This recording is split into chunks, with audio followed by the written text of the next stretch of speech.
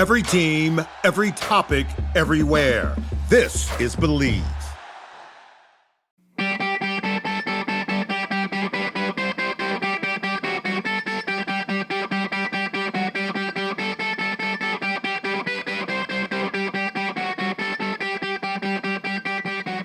What's up, everybody? Here we go with the Friday Face-Off. Vex and I are going to take a controversial topic in the hockey world. We're going to face off against each other. Sometimes we agree. Sometimes we don't agree. A lot of times we agree. It's the cousin connection. But Vex, you ready for this one? Hi. All right, let's talk about, this is a question that we get a lot from people in the hockey world. And that is how often and when to switch positions. So what ages should you start specializing, let's call it, in a specific position? When, like, how often should we be switching positions at the younger levels? You know, that is something that we get a lot of. And so I want to hear your thoughts on just playing multiple positions, how important that is to development, when we should do it, all that good stuff. I mean, I think kids should play multiple positions all the time.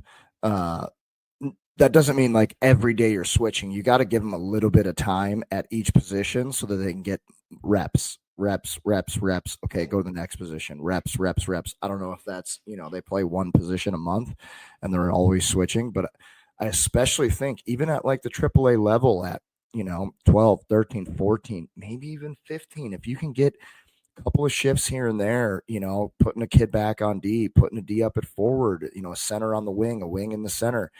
It's just going to help those players. Like for me, when I started playing a little bit more center, which was probably, I think I probably did that in the USHL a little bit. I did it in college a little bit.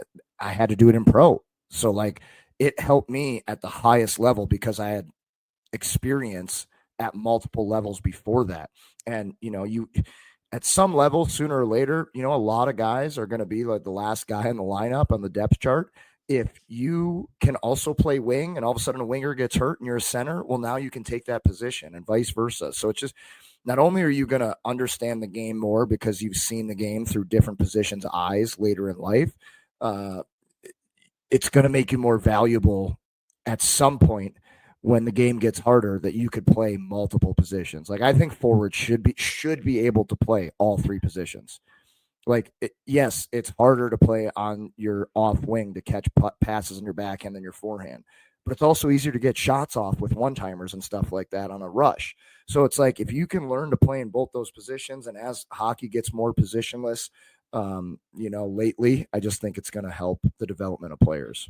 Well, we would even tell our college guys when they were going from college to pro, we're like, if you get asked what position you play, all of them say left wing.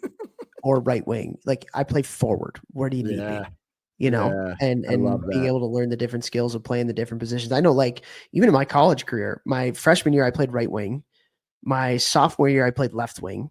My junior year, I played center. And my senior year, I played left wing. Like, you have to understand every, like every position. And I actually, it's funny, like you go back to like youth hockey. And so this past weekend, I went to my little nephew. He's a mite. He's 8 years old. They had like a championship game for his league that they played in. And just the cutest thing, man. Like just the absolute cutest thing. It was just like a really cool thing to like bring you back to the grassroots of what hockey should be. And it was a championship game, so the stands were packed and like the parents were great on both sides and the kids were having so much fun on the ice. Like the kids that lost, my little nephew's team ended up losing and they were all pissed off afterwards, which is great. But like it was just like such a cool experience. But like it was great. Like kids were playing all different positions. Like it's next five up.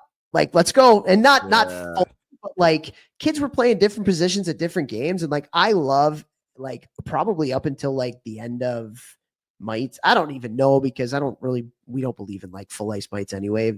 Everybody like should be positionless like at the beginning, but like I'm not opposed to going 1, 2, 3, 4, 5, and just go youngest of ages, figure it out, and some kids are naturally going to be a little bit more inclined to play defensively. Some kids are naturally a little bit more inclined to play offensively. And you could teach different things. It's not like 1, 2, 4, 5, go and just play like whatever you want to do. Like there's got to be some coaching that goes on with that. But yeah, man, like being able to play different positions makes you a better hockey player. It just does.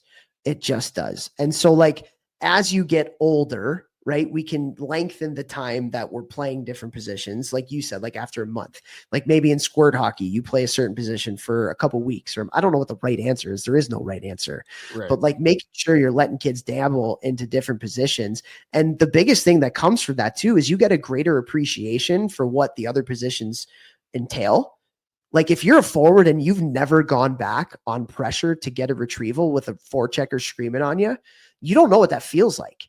You don't know what that is, because that sucks at the higher levels of hockey.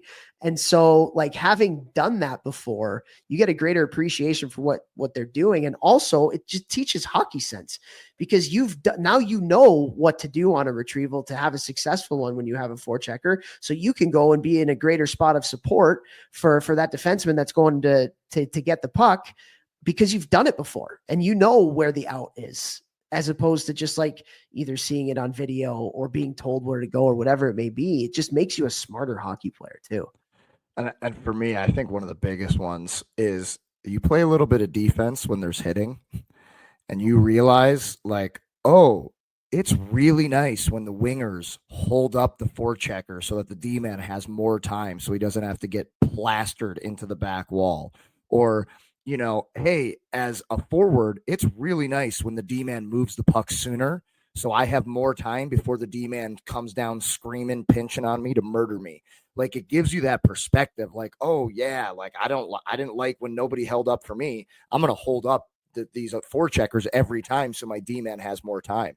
Like it just allows the players to kind of think the game from different angles, which is gonna help their overall game. There's for sure, like because I played defense growing up until maybe fourth grade, maybe. I don't know. Yeah, probably until fourth grade. And it was because Paul Stasny would just go end to end and score all these goals. And I was like, Dad, I want to score goals. And he was like, yeah, well, you're a D-man, so stop trying to go end to end every single time. And if you want to do that, you need to play forward. So that's why I switched to forward in fourth grade or fifth grade, I think it was. But like it did give me perspective, like from the D-man's perspective on some things when I was younger. So I love it. Other than goalies switching out, I think everybody should play different positions. Yeah, well, at the younger ages, goalies should kids, little kids, everybody play goalie, but yeah, totally ages, not so much. Yeah, and as we kind of have this conversation too, you mentioned it a little bit earlier, but hockey in and of itself, as you get to higher levels, is becoming more and more positionless. And so the way that the game is played, you know, as a forward, you're going to have to understand how to go back and get a puck on a retrieval.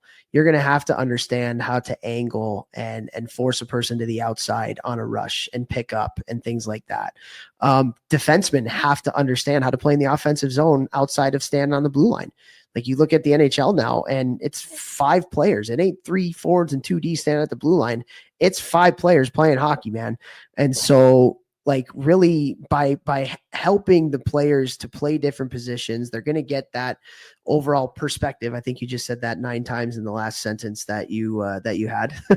But like it gives you a perspective that's really, really valuable because you're going to have to, even though you're a forward, there are going to be times where there's a D up in the offensive zone, and now you have just become the de facto defenseman. There's going to be time as a forward where a D is standing somebody up in the neutral zone, and you're going to have to go and retrieve a puck on a dump in. Like so this positionless hockey, if we're, and again, dude, like I don't know about you, but like I've seen some like might and squirt games where it's just like wingers are skating in a straight line and they're not allowed to go past the dots, you know, on their side. And I'm just like, what is going on? Or you go in and like the D have to stay on the blue line in the offensive zone. And it's just like, oh, this is not how we create players that can understand the game at the next level. And so like a little bit of chaos and a little bit of learning they got to learn to figure it out is a good thing. That's a really good thing for their development. 100%. If you create robots, you're not creating players that can translate to the next level. Oh my God. Thank you for saying that. That's like, It's a lot. It's very easy to become a robot later in life if you need to be, but it's a lot easier to help players be creative when they're young. So that's just how they see things through that lens forever moving forward. 100%. 100%. I love it.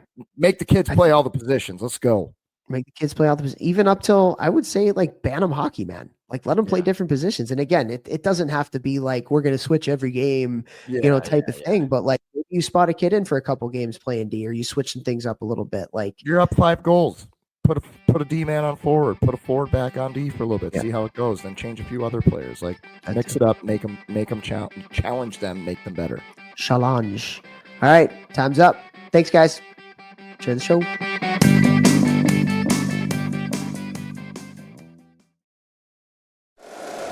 If you like the show, please take a moment to rate, review, and subscribe. It really does help the show to grow.